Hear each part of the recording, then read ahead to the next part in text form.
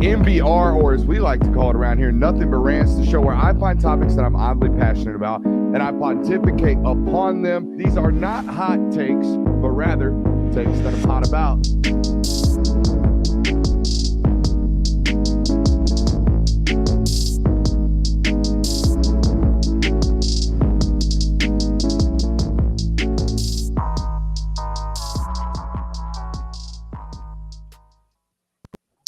What is up, my people? Hey, real G's move in silence like lasagna. All right? The illest to ever live. And if you don't believe me, well, I'm sorry. My opinion's the illest rapper to ever live. Lil Wayne, man, that guy understood people like Brock Bowers. Silent killers. Folks that are out here dominating the game without dominating the headlines, right? Game talking loud, but they are not. Gangsters, real gangsters move in silence, like lasagna, right? That is who Brock Bowers is to a T. And our friend Jay Will hit us on the timeline with a gem the other day. Quote, did you know? Hey, one of these did you knows. Love the stat guy over there, Dr. Jay Will.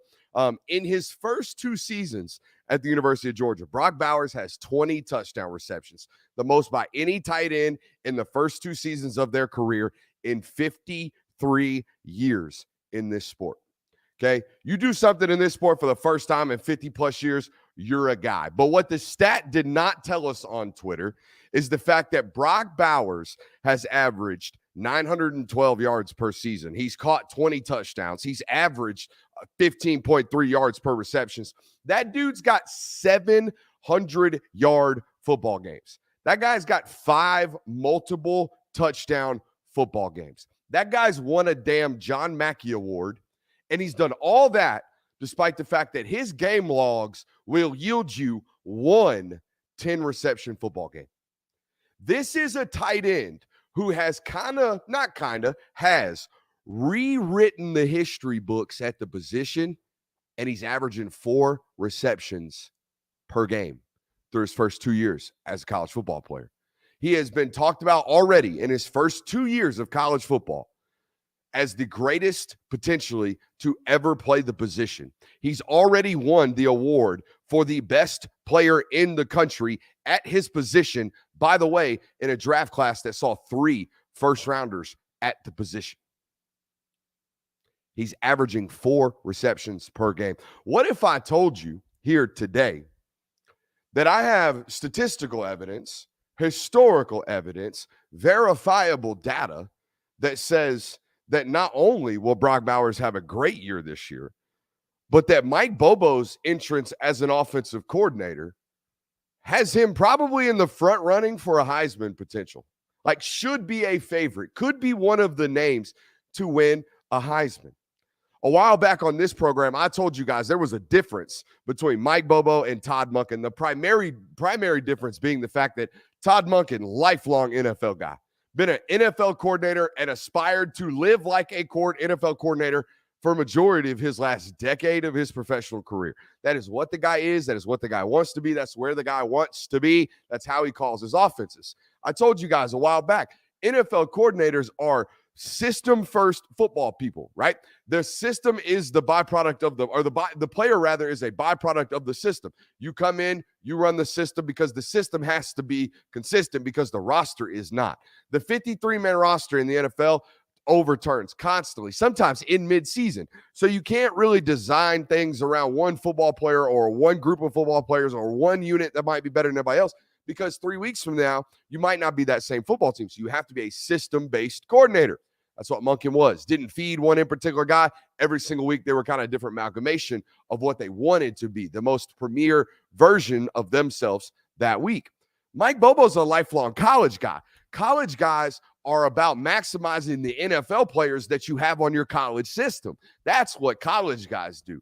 College guys take their best players and maximize them. They take their best players and put them in opportunities to be the best player the most amount of times. If I have someone in Brock Bowers who is clearly better than everyone else on the field, I should probably feed him or feature him, right?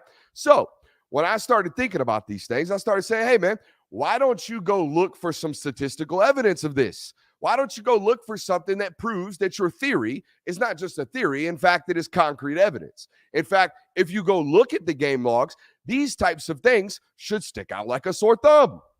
And I'll be damned if they didn't. Listen to this, all right? Mike Bobo's career as an offensive coordinator, offensive play designer, play caller, whatever you want to call it, started in 2007 when his first coordinating gig happened at the University of Georgia. You guys are very familiar with this. Well, from 2007 on, let's just track. We should see glaring examples of this dude feeding his best players if Brooks's theory of him being a college guy to the core is indeed true. By God, listen to this. In 2007, Noshawn Marino had 248 carries. He backed it up in 2008 with 250. No player on the roster had more than 61 carries in either of those football seasons. In 2009, A.J. Green had 53 receptions. No one was within 25 receptions of A.J. Green. By far and away the top receiver on the roster. Hey, remember those 2 years in 2009 and 2010 where Wayshawn Ely was the leading rusher on your football team 2 years in a row? You probably don't, but he was getting a boatload of carries. Hey, remember in 2011 when freshman Isaiah Crowell had 185 attempts and Aaron Murray was your second leading rusher in terms of attempts on your roster? You might. How about in 2012? Todd Gurley had 222 attempts. The next year, he had 165 by November when he blew his knee out.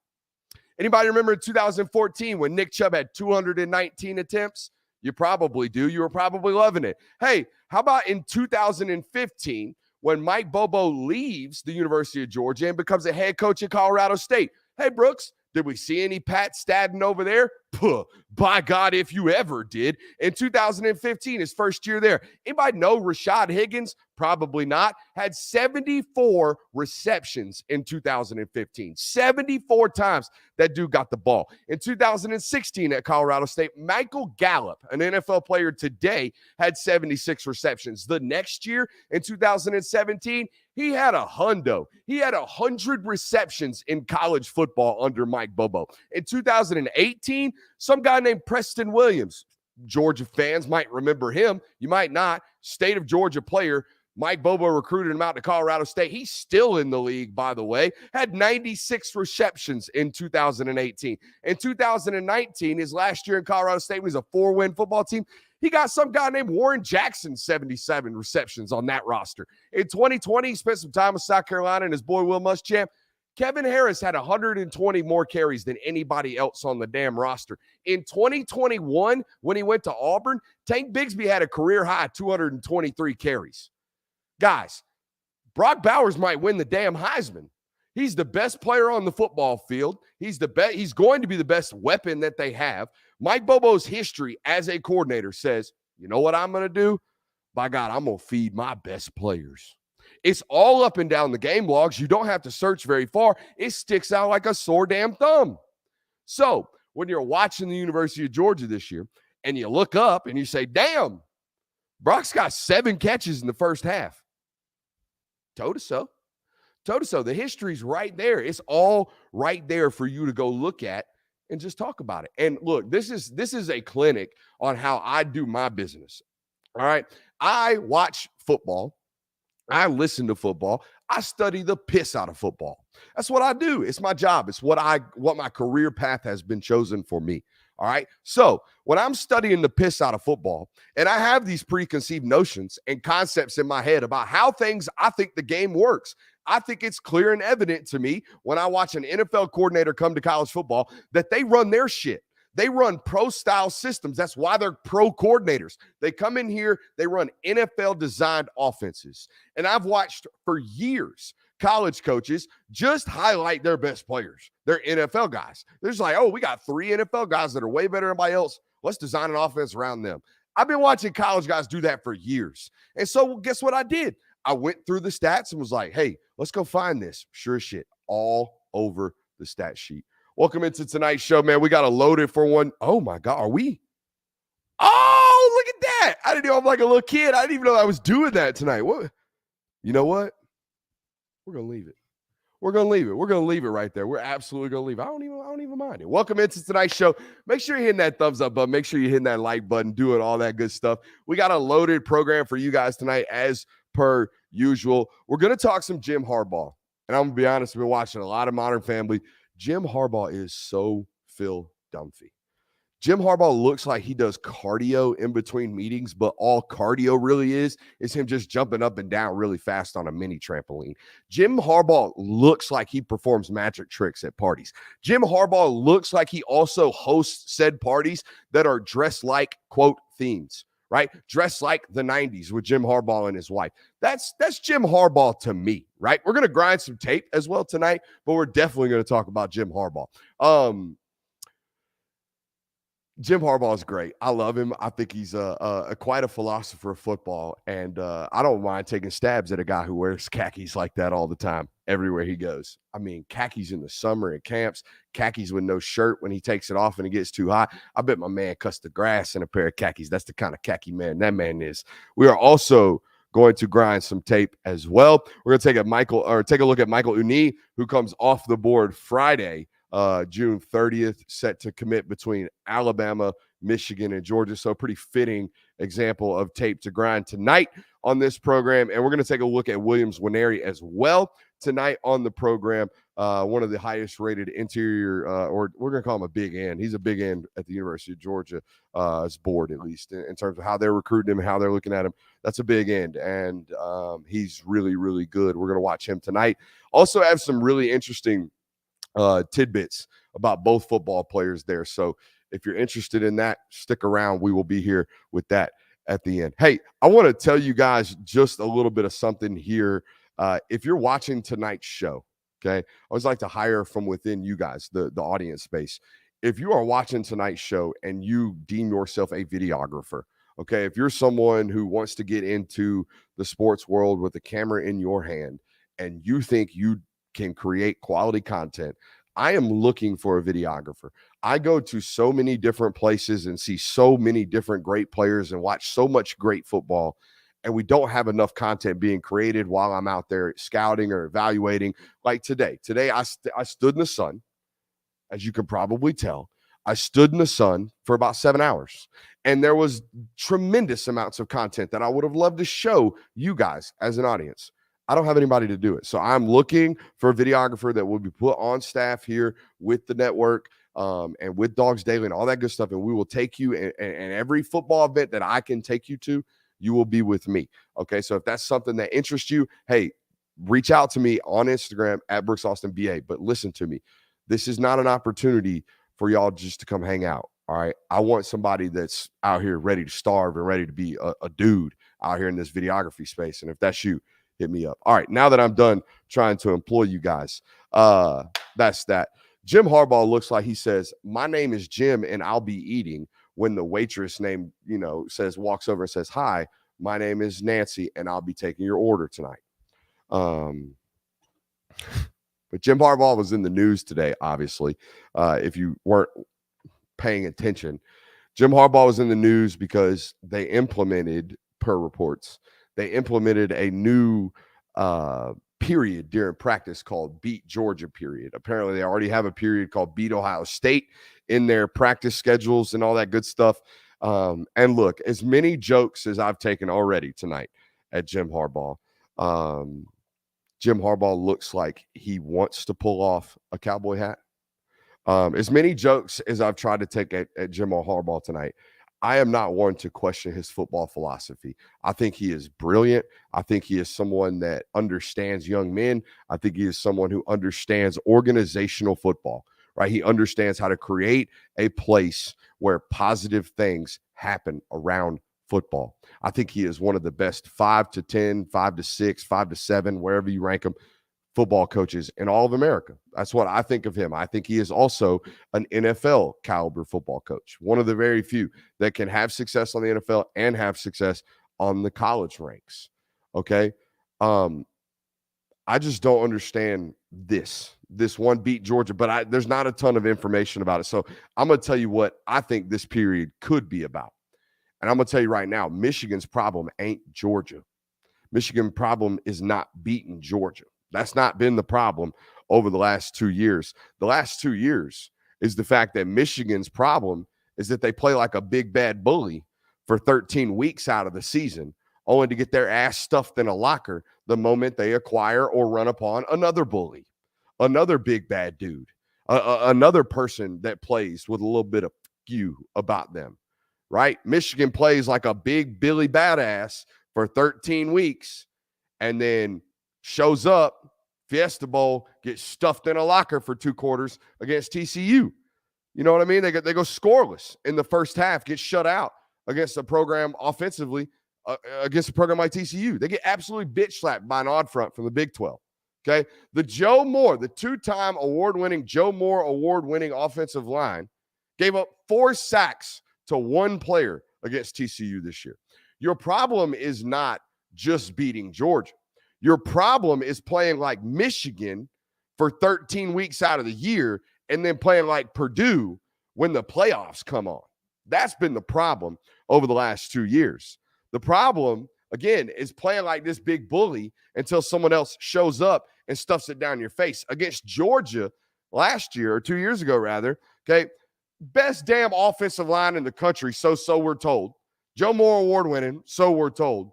I mean, they get their damn face mask bent in for 4 quarters against that Georgia football program. They gained 91 yards on the ground on 27 attempts against that Georgia football team.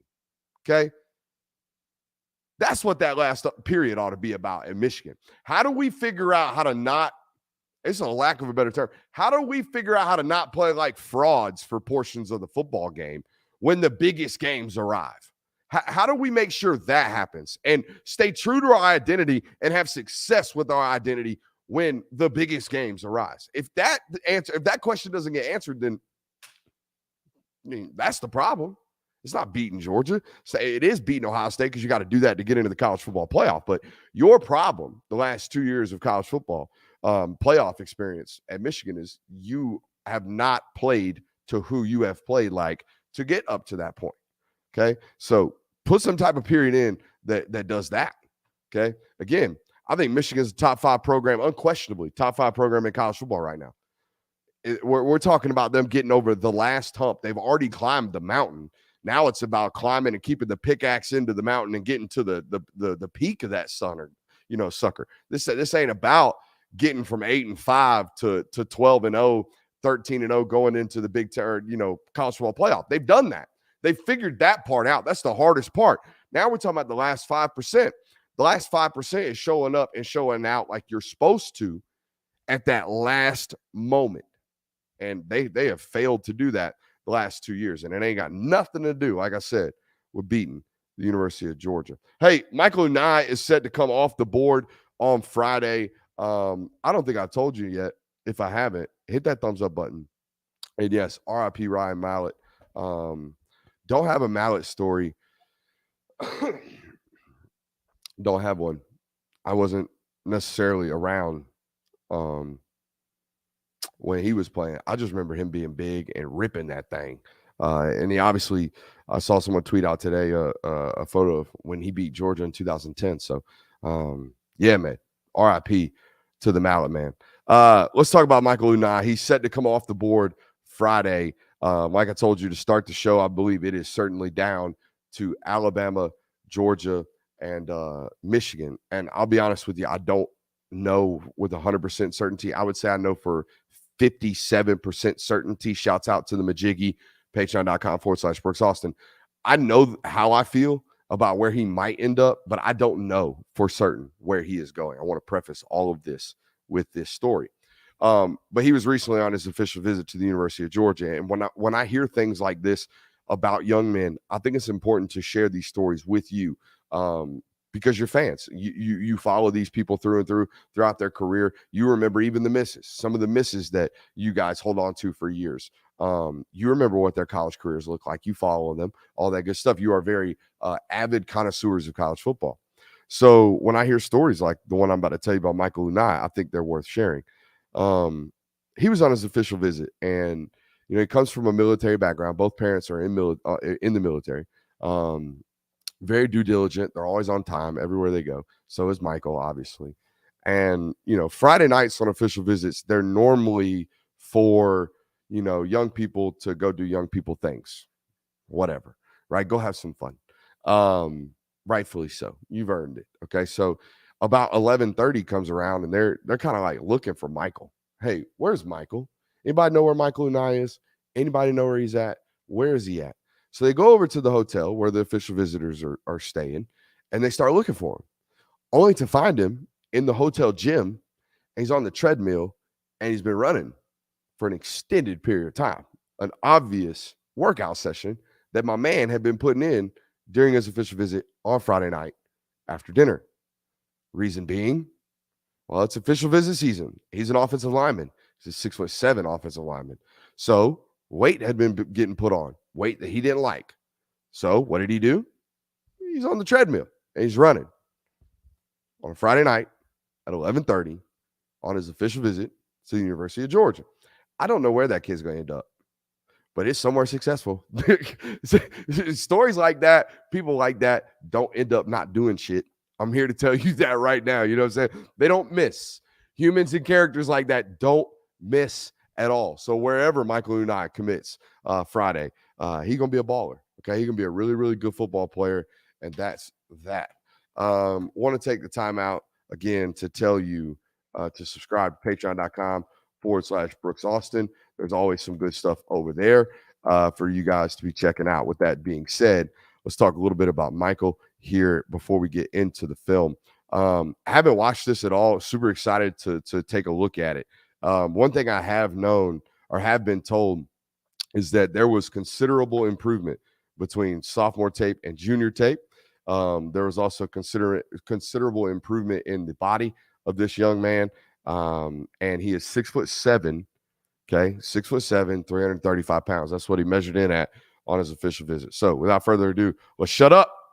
Let's grind that tape. Here we go. Let's add it to the stream.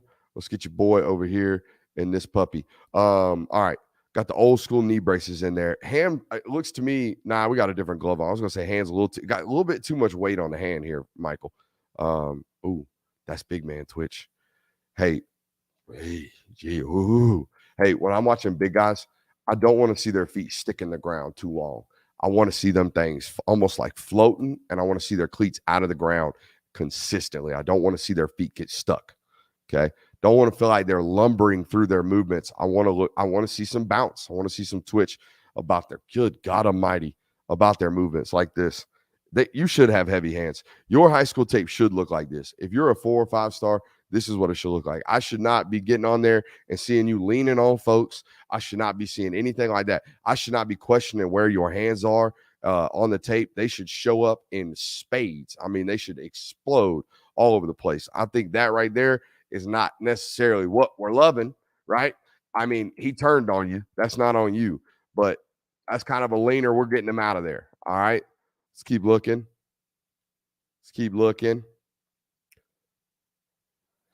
All right. Not necessarily a super refined pass set, but maybe they're a scan protection football team. Like a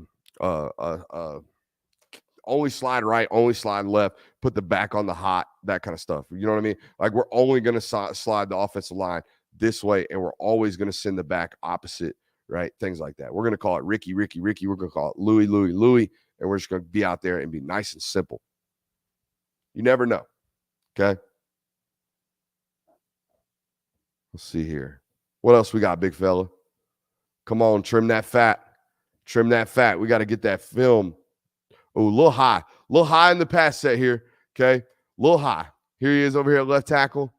Just kick. He playing all of 6'7". We got to start playing with a little bit of bend here. My boy. Got to start playing with a little bit of bend there.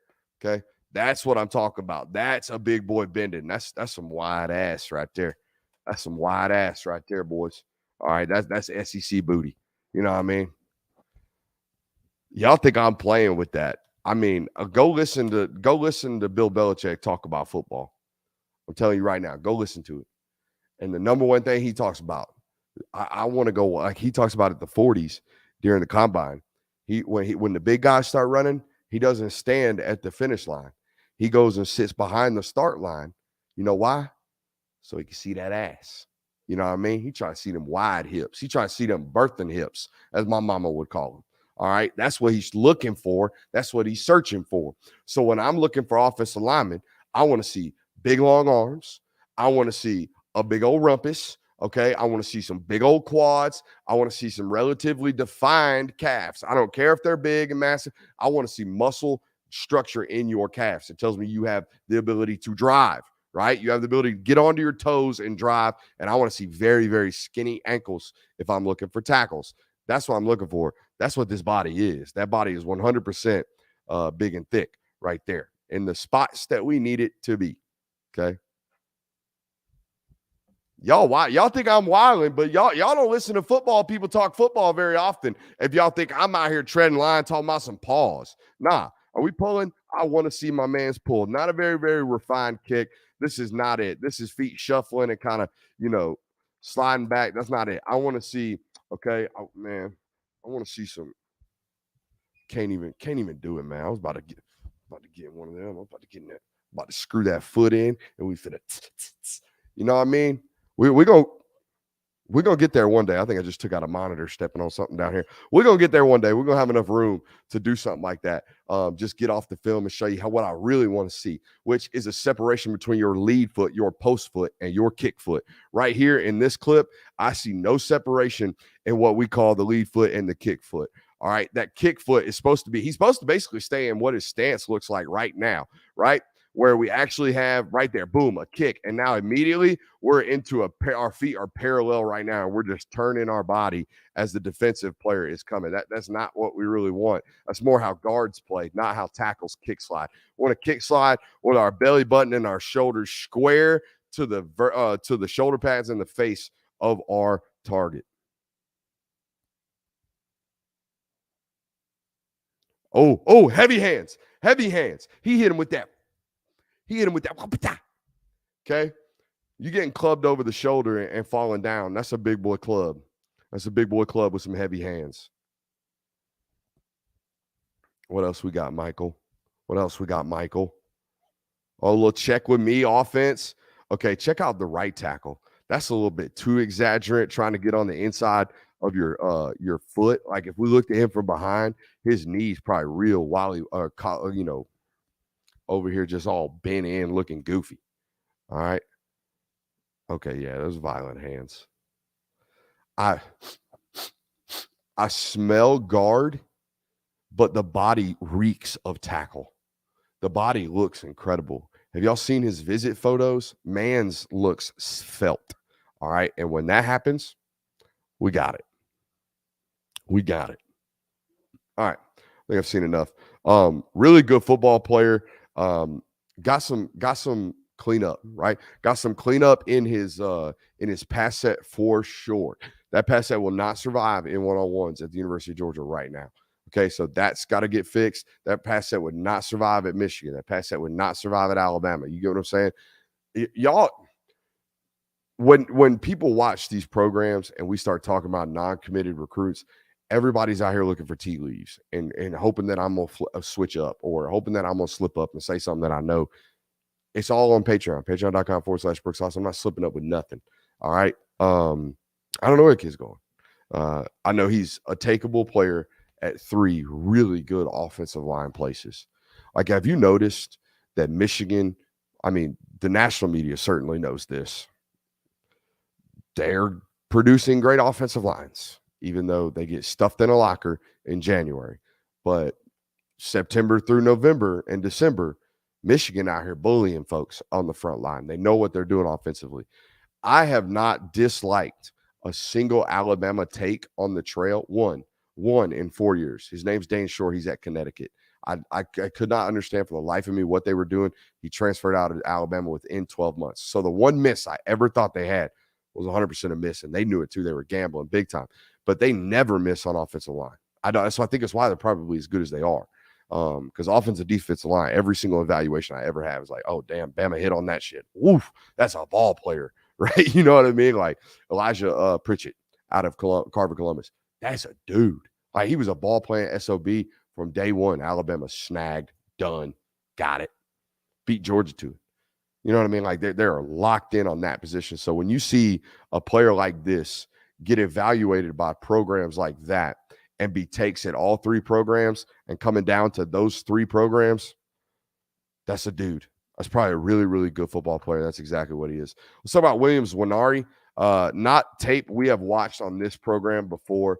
But hey, man, you ever some of y'all probably aren't cool enough to ever have had this happen. I'm certainly not either. But have you ever had a girl like leave her favorite sweater at your apartment and just be like, oh, I left my purse or I left my headphones. I got to come back over there and get that. We all know that that's very much so a reason for her just to see you again. Again, not spoken from personal experience. I'm certainly not this cool, but there are people in this life that are. And that happens all the time. Williams Nwaneri leaving Missouri's official visit a whole like 12 hours early to make sure that he got another unofficial in at Georgia before the dead period. He totally left his purse.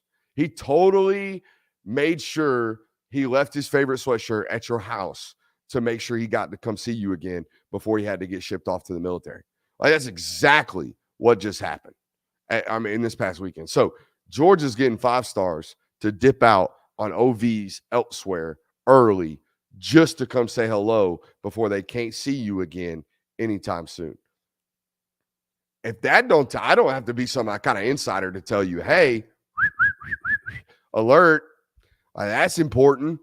Dudes don't do that if they're not super interested in coming to your program. So that off rip, that's enough said. You know what I mean? That's enough said about what's going on right there in that type of recruitment. Let's shut up and let's grind the tape. Make sure you're hitting that like button. Make sure you're subscribing. Make sure you're doing all that good stuff. Oh, we got shimmy off rip. Oh, we got shimmy off rip. Big end right here. I love when defensive linemen get back to a square positioning. Right? Look at his feet. Okay, it's no different than a receiver. The receiver comes off against press coverage. What's the first thing they do? They get their feet level. They get their feet dead even. Do you know why? Well, if my feet are even, you have no indication of where I am ultimately going. Now, once I get my feet even and make my move after that, that's where separation is created. Boom, right there. Feet even, head leaning, rip over the top. That's a move from Williams Nwaneri right there. You're going to see on this tape what I love about it, and already off rip, we're going to see him in a multitude of positions. He's going to be all up and down the line of scrimmage in this tape, I would imagine. Good overhands, fights with his hands really, really well. I love when I see young defensive linemen winning with not just traits, but winning with actual skill sets. It tells me you're going to come to college and play relatively early. I would imagine, this is an effort rep. My God, that's a mover, son. That is a mover, guys. This is an absolute mover. Violent hands, yes, but quick hands, right? I don't necessarily always have to see you blowing people up. I want to see you get into the right place really, really effortlessly like this right here. Boom, we're going to get hands in the middle. We're going to contact and strike first because we're long as piss. And then right here, this right, boom, that right there, that natural decision and movement to put his hands back on top is what ultimately spins this guard around, right? Once he gets his hands back on top and seals it, that's over with. That guy is so long. So long. I'm going to have to get the official measurements on this one. I love that we time up punches too on this tape. He is going to hit you first. If you are playing this dude this fall, you have got to make sure you're getting hands on first because he is doing a great job in all of these clips of striking a weightless opponent, right? Striking an opponent that's hands are down. Oof. Oof. Here's the Mizzou tape. Probably playing for most of these are playing for state title type games.